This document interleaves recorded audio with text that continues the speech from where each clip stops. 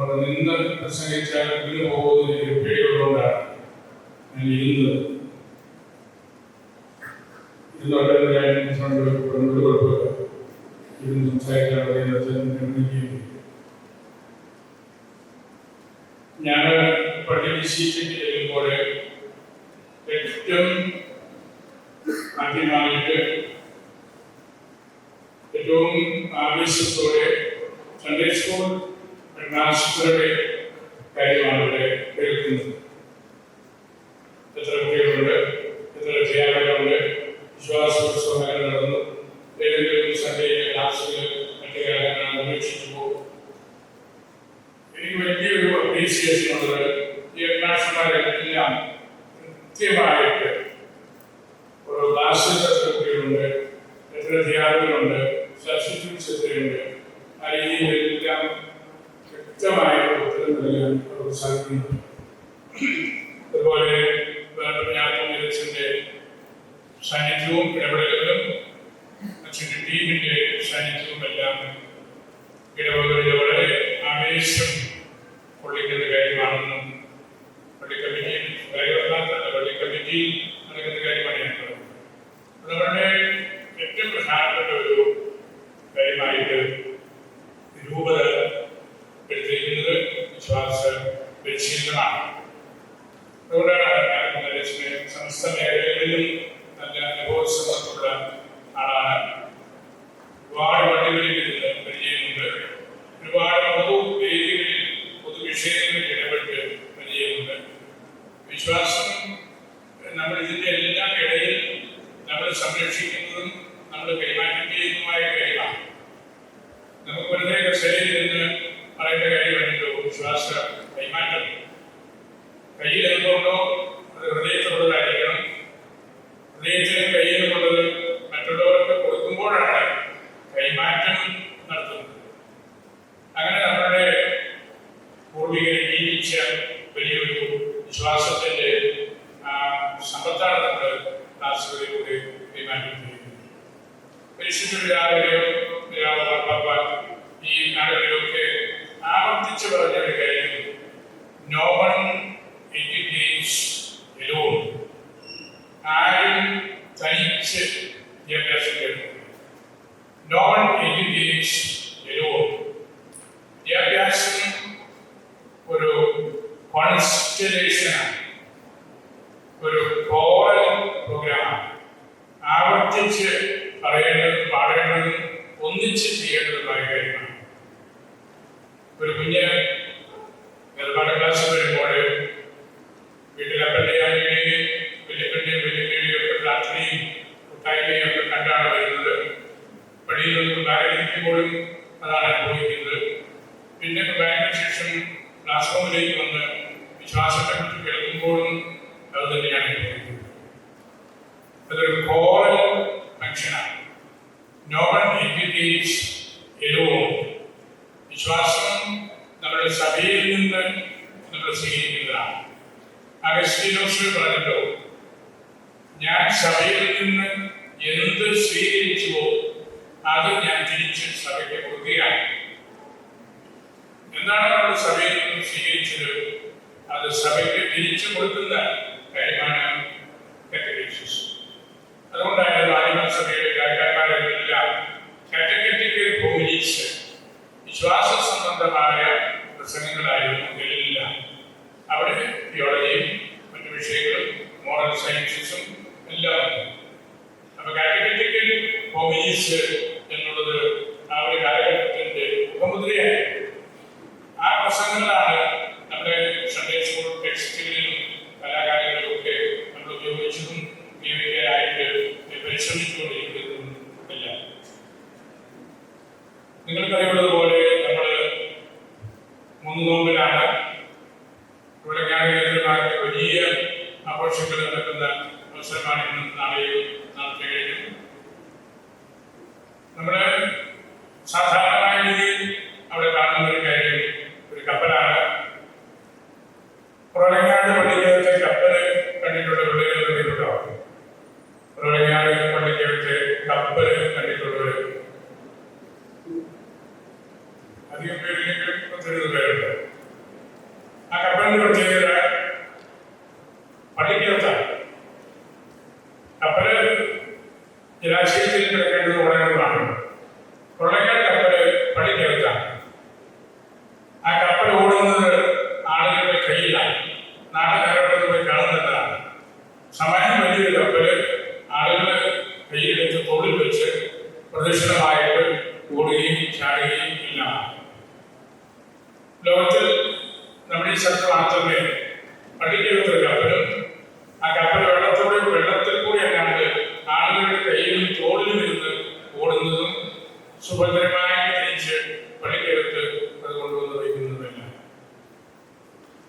ഇന്നത്തെ നമ്മുടെ ബാങ്കിന്റെ നാലുവായനങ്ങളിൽ ഒന്ന് യോനാ പ്രവാചകന്റെ പുസ്തകത്തിൽ നിന്നുള്ളതായിരുന്നു. യോനായുമായിട്ട് ബന്ധപ്പെട്ട കാര്യം തന്നെയാണ് ഈ കപ്പലും കപ്പൽ പ്രദർശനവും എല്ലാം. അവിടെ വിശ്വാസത്തിന്റെ ഒരു ഘടകം നമ്മൾ കാണുന്നത് ഈശോ പറഞ്ഞല്ലോ, യോനായുടെ അടയാളമല്ലാതെ ഇനി ഒരു അടയാളം തന്നെ ചോദിച്ചേക്കരുത്. അത്ഭുതങ്ങൾ കണ്ട് വിശ്വസിക്കുന്നില്ല, ഉപമകൾ പറഞ്ഞ് വിശ്വസിക്കുന്നില്ല, ശകാരിച്ച് നോക്കി വിശ്വസിക്കുന്നില്ല. ഈ യോനായുടെ അടയാളമല്ലാതെ വേറൊരു അടയാളവും വിശ്വാസത്തിന് വേണ്ടി എന്നോട് ചോദിച്ചേക്കരുതെന്ന് ഈശോ പറഞ്ഞതിന്റെ പ്രസക്തി അവിടെയാണ്. 3 രാവും 3 പകലും യോന മനുഷ്യത്തിന്റെ ഉദരത്തിലായതുപോലെ മനുഷ്യപുത്രനും 3 നിരയാത്രകള് മണ്ണിനകത്ത് ആയിരിക്കുകയും വീണ്ടും എഴുന്നേൽക്കുകയും ചെയ്യും. ഈശോയുടെ മരണോത്ഥാനത്തെ കുറിച്ചുള്ള ഒരു സൂചനയാണ് യോനയെ കുറിച്ച് കർത്താവ് പറഞ്ഞത്.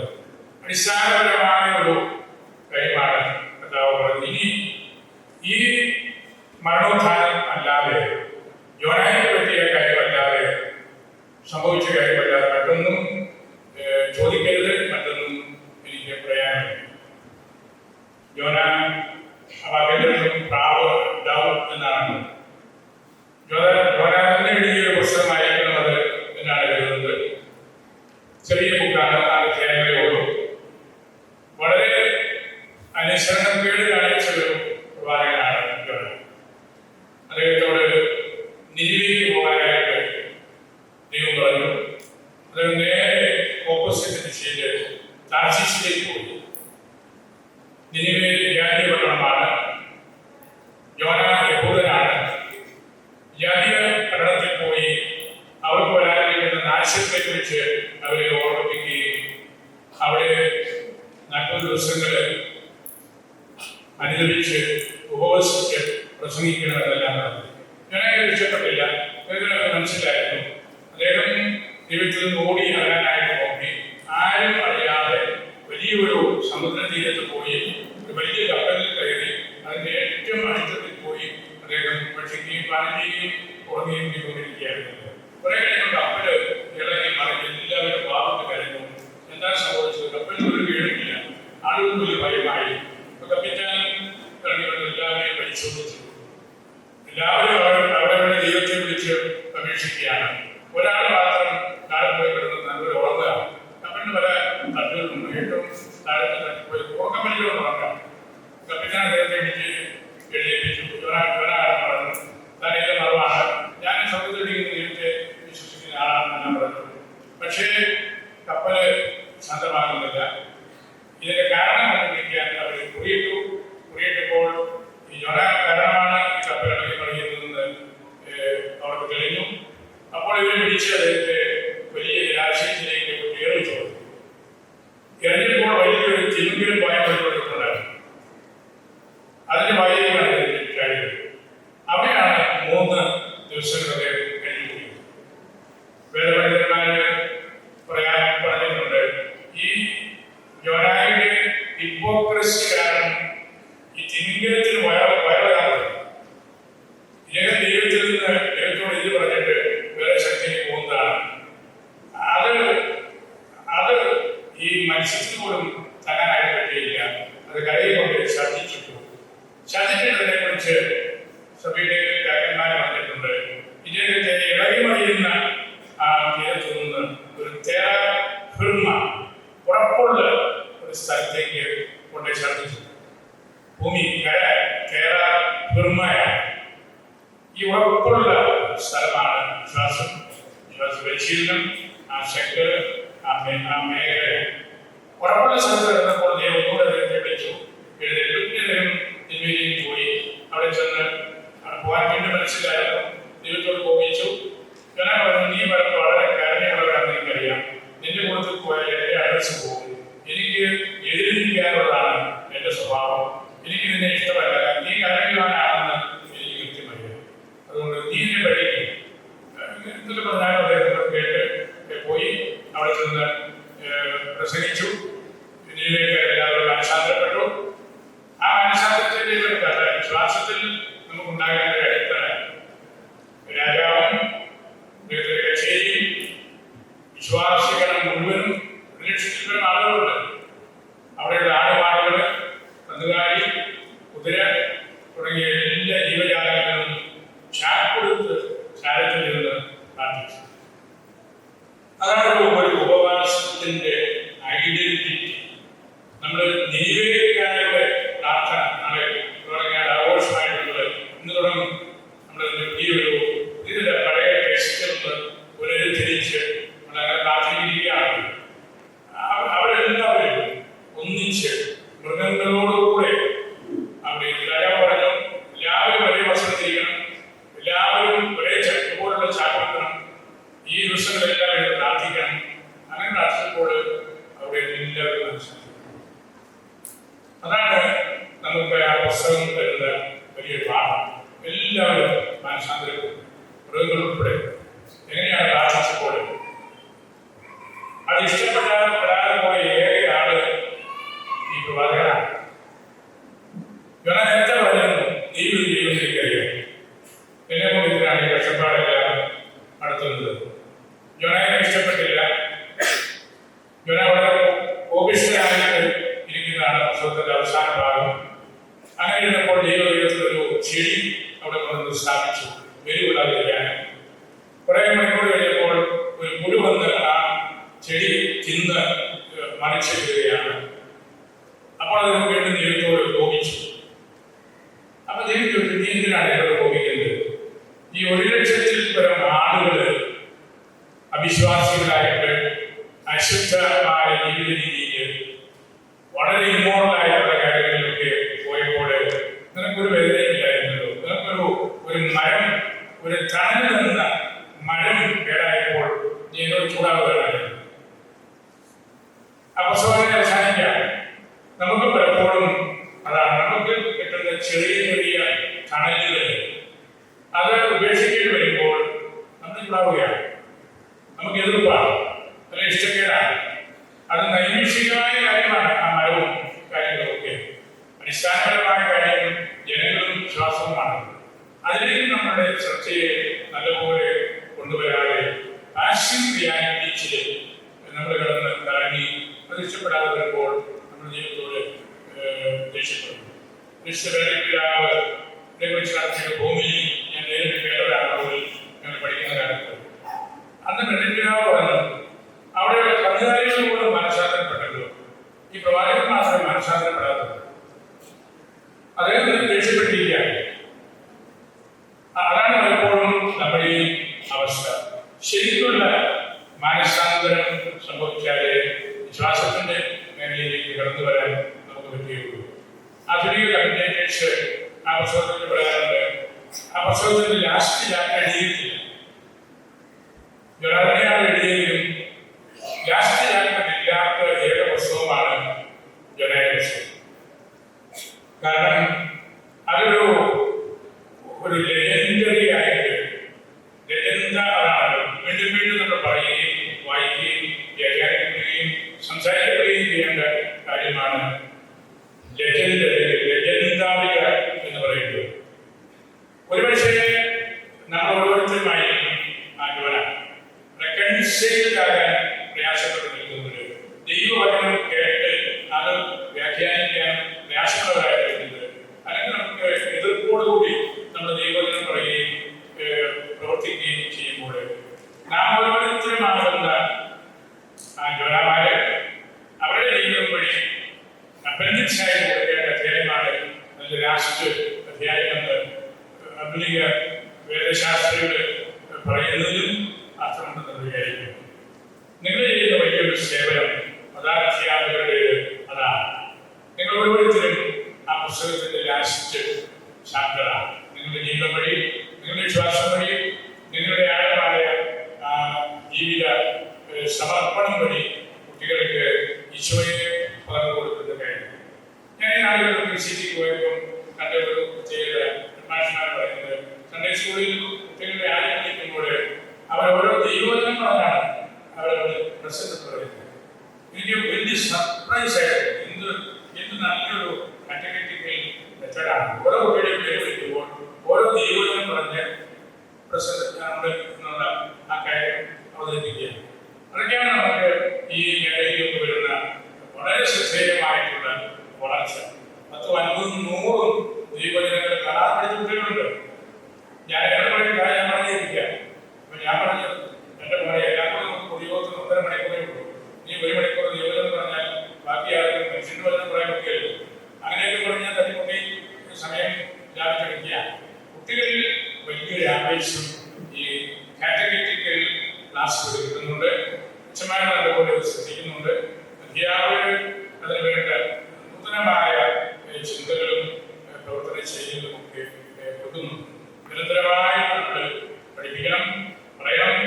നമ്മുടെ സഭയും നമ്മുടെ സമുദായവും കുറെയൊക്കെ ലഹരിമാകുന്നു. പക്ഷേ നമ്മളത് വളരെ എക്സാജറേറ്റ് ചെയ്ത് ഒന്നുമില്ല, അതൊന്നും പറയാനൊക്കെ വളരെയധികം കാര്യങ്ങൾ പഠിച്ച പതിറ്റാണ്ടുകളാണ് ഈ നാളുകളെല്ലാം. നമുക്ക് പ്രയാസങ്ങളുണ്ട്, പ്രതിസന്ധികളുണ്ട്, നമുക്ക് കുറെ വിശുദ്ധ പാരമ്പര്യങ്ങൾ നഷ്ടപ്പെട്ടിട്ടുണ്ട്. എൻ്റെ ചിന്ത സർവമലബാർ സഭയുടെ ശാക്തീകരണം, സമുദായ ശാക്തീകരണം, അത് ഒരു ഐസൊലേറ്റഡ് ആയിട്ടുള്ള കാര്യമായി മറ്റുള്ളതൊന്നുമായിട്ട് ബന്ധപ്പെടാവുന്ന കാര്യമല്ല. സർവമലബാർ സഭയുടെ സമുദായ ശാക്തീകരണവും അതുവഴി സഭാ ശാക്തീകരണവും ആ വിശുദ്ധ പാരമ്പര്യത്തോട് ബന്ധപ്പെട്ട് നിൽക്കുന്ന 7 സുറിയാനി സഭകളും ഒന്നിച്ച് വരികയും അവരുടെ മേലധ്യക്ഷന്മാരും കാറ്റഗറ്റിക്കൽ ടീച്ചേഴ്സും ട്രസ്റ്റിമാരും ഒക്കെ ഒന്നിച്ച് വരികയും ഒന്നിച്ച് പ്രാർത്ഥിക്കുകയും ഒന്നിച്ച് ദൈവത്തെ വിളിച്ചപേക്ഷിക്കുകയും ചെയ്യുമ്പോഴാണ് നമുക്ക് സമുദായങ്ങളുടെ സുറിയാനി സമുദായങ്ങളുടെ ശാക്തീകരണം ഉണ്ടാകുന്നത്. അത് ലത്തീൻ സഭയ്ക്കും അതുപോലെ തന്നെയാണ്. നമ്മുടെ യൂണിറ്റി ഒക്ടേവ് കഴിഞ്ഞതുകൊണ്ട് നമുക്ക് വളരെ ഐസൊലേറ്റഡ് ആയിട്ട് നിന്ന് ഒരു ശക്തീകരണം നമുക്കങ്ങനെ ശക്തിപ്പെടാൻ പറ്റില്ല. നമ്മുടെ പാരമ്പര്യങ്ങളിലാണ് നമ്മൾ ശക്തിപ്പെടേണ്ടതെങ്കിൽ നമ്മുടെ 7 സുറിയാനി സഭകളും എന്നുള്ളത് നമ്മളിൽ നിന്ന് അല്ലെങ്കിൽ നസ്രായനിൽ നിന്ന് കാലകാലങ്ങളിൽ ബന്ധപ്പെട്ട് പോയ ഘടകങ്ങളാണ് അവരെല്ലാവരും ഒന്നിക്കണം. പറഞ്ഞാൽ ഒന്നിച്ചുള്ള ആ ശ്രേഷ്ഠ വൈദ്യുതത്തിന്റെ കാര്യത്തിലേക്ക് നമ്മൾ കടന്നു വരണം. അതിനപ്പുറത്ത് ഇന്ത്യക്ക് ഇതിനൊരു പ്രാധാന്യമുള്ളത്, ഇന്ത്യയുടെ പൊതു മത ജാലങ്ങളെ നോക്കുമ്പോഴും ഇസ്രായേലിന്റെ ചിതറിക്കപ്പെട്ട ഇസ്രായേൽക്കാരെ ഗോത്രങ്ങള് കയറി പാർത്ത ഒരിടമാണ് ഹിമാലയത്തിന്റെ താഴ്വരയിൽപ്പെട്ട 14 രാജ്യങ്ങൾ. അതിൽ ഏറ്റവും മുമ്പിലുള്ളതാണ് ഇന്ത്യ. നമുക്കുള്ള 10-12 വലിയ ജനവിഭാഗങ്ങൾ ആളുകളെല്ലാം ചിതറിക്കപ്പെട്ട ഇസ്രായേൽക്കാരിൽ നിന്ന് യഹൂദന്മാരായിട്ടുള്ളവരെ വന്ന് പാർത്ത സ്ഥലമാണ് ഇന്ത്യ. ഇന്ത്യ എന്ന് പറയുന്ന രാജ്യങ്ങളെല്ലാം യഹൂദന്മാരെ വന്ന് താമസിച്ച് ഈ സംസ്കാരത്തോട് ബന്ധപ്പെട്ട് അവിടെ വന്നവരാണ് ബ്രാഹ്മണന്മാരും ഹിന്ദുക്കളും മുസ്ലിങ്ങളും. നമ്മൾ തീർച്ചയായിട്ടും ഇവിടെയോ ക്രിസ്ത്യനായിട്ടുള്ള ക്രൈസ്തവ സമൂഹവുമെല്ലാം. നമുക്ക് അങ്ങനെയും ഒരു ശാക്തീകരണത്തിന്റെ ആവശ്യമുണ്ട്. അത് വളരെ വിപുലമായ കോണ്ടിനെന്റൽ ബേസിലുള്ള ഒരു ശാക്തീകരണമാണ്. തോമാശ്ലീഹായുടെ ജീവിതത്തോട് ബന്ധപ്പെട്ട് നിൽക്കുമ്പോഴും തോമാശ്ലീഹയാണ് ഏറ്റവും വലിയ യൂണിവേഴ്സൽ ശിഷ്യൻ എന്ന് പറയാറുണ്ട്. കാരണം റോമാൻ സാമ്രാജ്യത്തിന് പുറത്തുള്ള എല്ലാ രാജ്യങ്ങളുടെയും ശ്രീക തോമാശ്ലീഹയാണ്. ബ്രസീലുകാരെ പോലും ആവശ്യപ്പെടുന്നുണ്ട്, ഞങ്ങളുടെ ശ്രീക തോമാശ്ലീഹയാണ്. യൂറോപ്പിൽ പോലും പലരും ആവശ്യപ്പെടുന്നുണ്ട്. ഇവിടെയും ആദ്യകാലത്തൊക്കെ ഈ രമായ നസ്രാണി വിശ്വാസവും അതുപോലുള്ള പ്രാർത്ഥനകളുമായിരുന്നു. ആ ഒരു ജീവിതത്തിന്റെ ആൾട്ടിറ്റ്യൂഡും അതിന്റെ വ്യാപ്തിയും എന്ന് പറയുന്നത് നമ്മുടെ കേരളത്തിലോ ഇന്ത്യയിലോ അല്ലെങ്കിൽ നമ്മൾ പറയുന്ന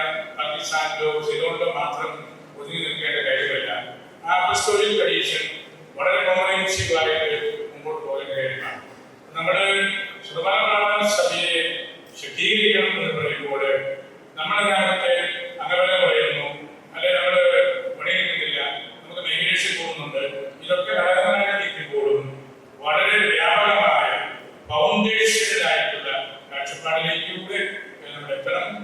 നോൺ എഡ്യൂക്കേറ്റ്സ് എലോൺ പരിശുദ്ധ പറയുന്ന ആ കാര്യങ്ങൾ പഠിക്കണം. വ്യായാമ സഭകൾ ഒന്നിച്ച് ശരിക്കും വളരാൻ പറ്റുകയുള്ളൂ. കത്തോലിക്ക കൂട്ടായ്മയിൽ നിൽക്കുന്ന എല്ലാ സഭകൾക്കും ഒന്നിച്ച് വളരാൻ പറ്റുകയുള്ളൂ. ക്രിസ്ത്യൻ എന്ന നാമധേയം കൊടുത്ത് നിൽക്കുന്ന എല്ലാവർക്കും ഒന്നിച്ച് വളരാൻ പറ്റുകയുള്ളൂ. അങ്ങനെയാണ് നമ്മൾ ശക്തീകരിക്കപ്പെടേണ്ടത്. അത് നമുക്ക് നിർണായകമായ റോളുണ്ട് ശ്രമണ സഭയ്ക്ക്. അത് നമ്മൾ പ്രത്യേകമായ കരുതലും അതിൻ്റെ വിപുലമായ പഠന കാര്യങ്ങളൊക്കെ നമ്മൾ ശ്രദ്ധിക്കണം.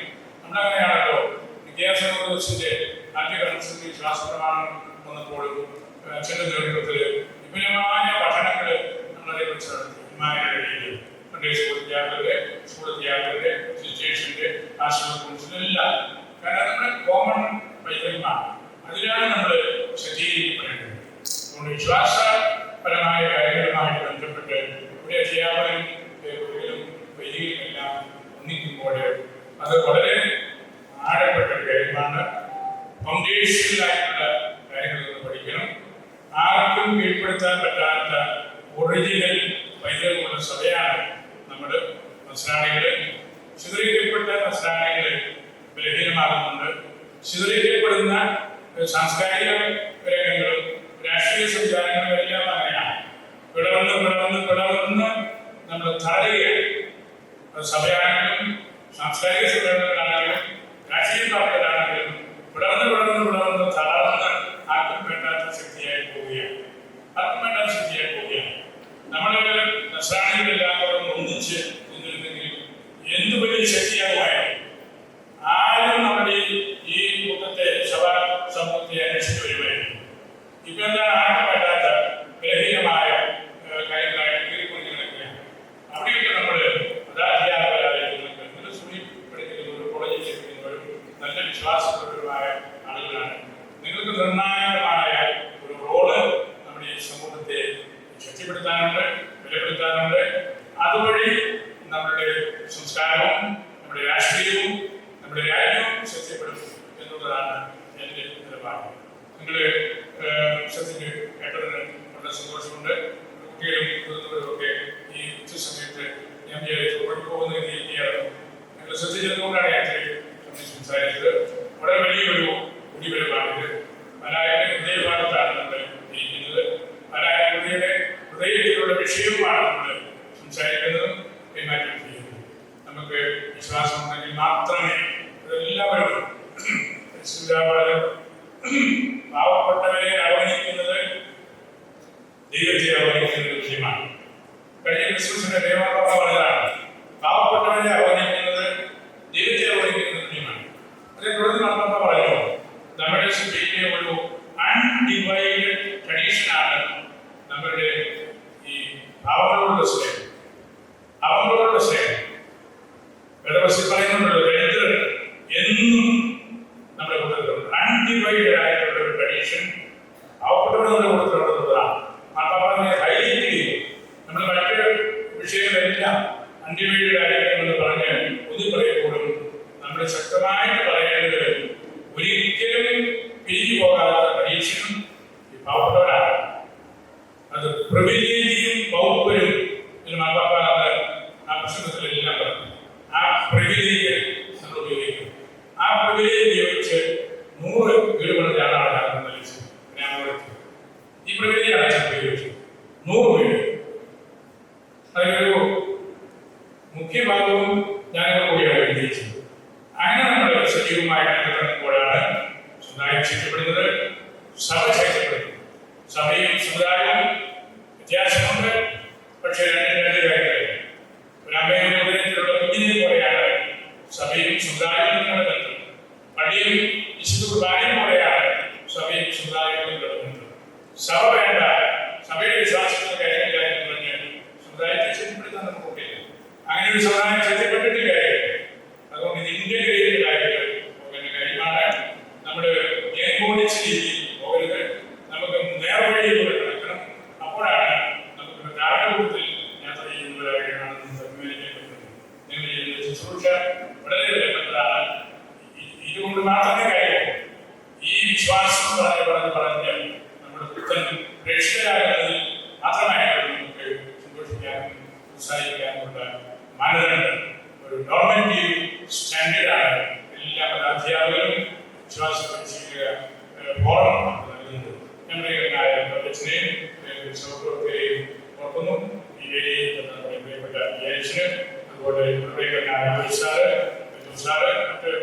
മാക്സിം വലിയൊരു ടീം ഈ അച്ഛൻ്റെ കൂടുതൽ വർക്ക് ചെയ്യുന്നതുകൊണ്ടാണ് നമുക്ക് ഈ ഫലപ്രദമായ രീതിയിലൂടെ നയിക്കാൻ സാധിക്കുന്നത്.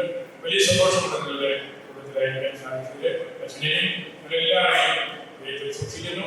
പരിശുദ്ധ സമയത്ത് പ്രാർത്ഥന അയച്ച് എൻ്റെ വാക്കുകൾ